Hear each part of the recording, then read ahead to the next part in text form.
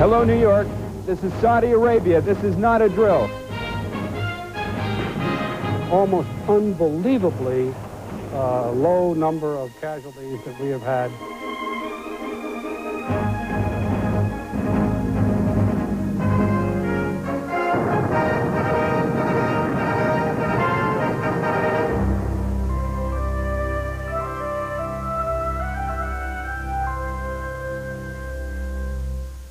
Good evening. I'm Joanna Paul and this is Nightline.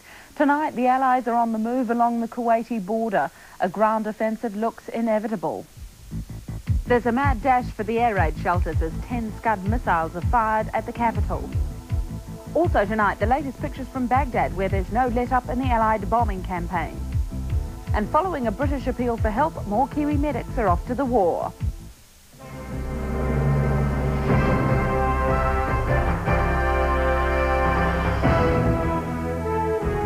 Thanks for joining us.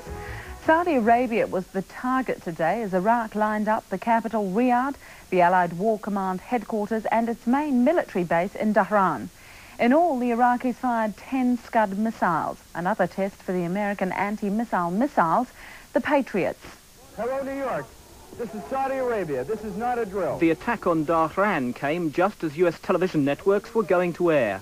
Correspondents like NBC's Arthur Kent desperately tried to attract New York's attention for a live satellite link. We're firing Patriots. We've got flares and we've got sirens. But this time perhaps the Iraqis' timing let them down. They missed the top of the news shows.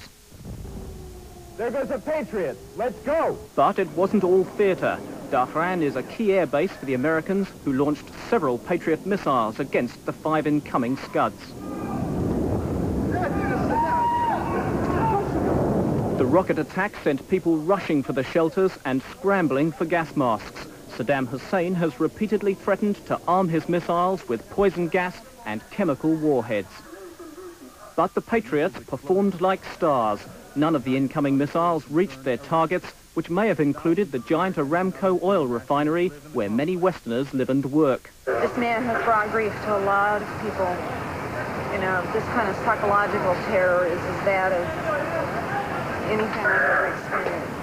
I saw four missiles, pum, 4 times. Then they shut down.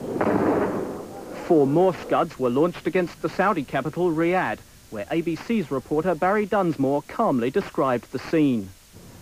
Some of us went into bomb shelters, but ABC cameraman Rick Hull was on the roof of our hotel shooting some of this very spectacular footage. This really represents the kinds of things that are going on in this particular war. The now famous Patriot missile going on to challenge the Iraqi Scud missiles.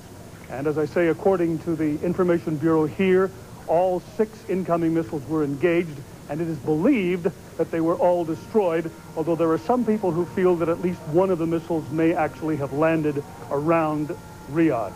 Once again, it seemed the Scuds were all destroyed above the city or fell harmlessly into the sea, though pieces of the Patriots that saved the Saudi capital were in great demand among souvenir hunters.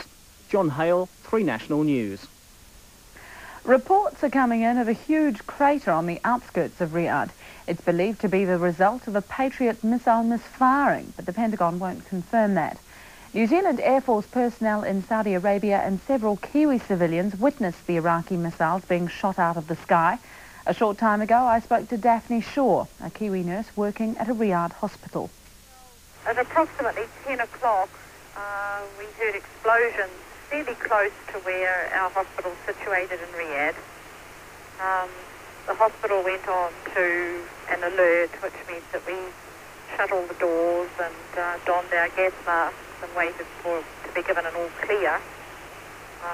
We settled down for a short time and then there were further explosions and we went back onto alert again. Then we were asked to prepare to receive casualties, but we didn't get any casualties because we believe that all the missiles that were incoming were exploded. Daphne, are you scared for your life? No, I'm not scared for my life. Allied air attacks on Baghdad show a relentless blitz against communications, power stations and other military targets. But a crippled US cruise missile crashes short. It hit the staff quarters for the hotel where the television crew were crouching. The first Allied pilots have been paraded on the Iraqi media. Their words are undoubtedly not uttered voluntarily. My mission was to attack H-3 airfields in southwestern Iraq. I think our leaders and our people have wrongly attacked the peaceful people of Iraq. There's every reason to believe the pilot's words were dictated by Iraqi authorities. And Saddam Hussein has also been on the radio. He says the missile attacks will continue. He's used only a fraction of his arsenal. And in an ominous announcement, he's ordered all foreigners to register their locations. In northern Saudi Arabia near Kuwait, huge convoys of Allied armour are preparing for the expected ground war. The Iraqi ground forces around Kuwait are formidable, and they're being hit by B-52s and smaller bombers with cluster bombs. At the Kuwaiti border, an Iraqi forward observation post was pounded and strafed by Harriers in full view of the camera crew.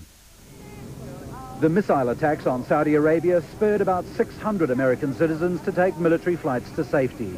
It's costing them 50% more than commercial flights, but some say it's worth it. Saudi's just getting too hot. Question, what's the first thing you're going to do when you finally get to the States? Go skiing. There are still about 1,600 US nationals in Saudi Arabia. The Americans are claiming the edge in the air war, and they're saying they've now knocked out 16 of the hard-to-find mobile Scud launchers. The Allied air forces have completed more than 7,000 missions with remarkably few claimed losses. Max Hayton, 3 National News.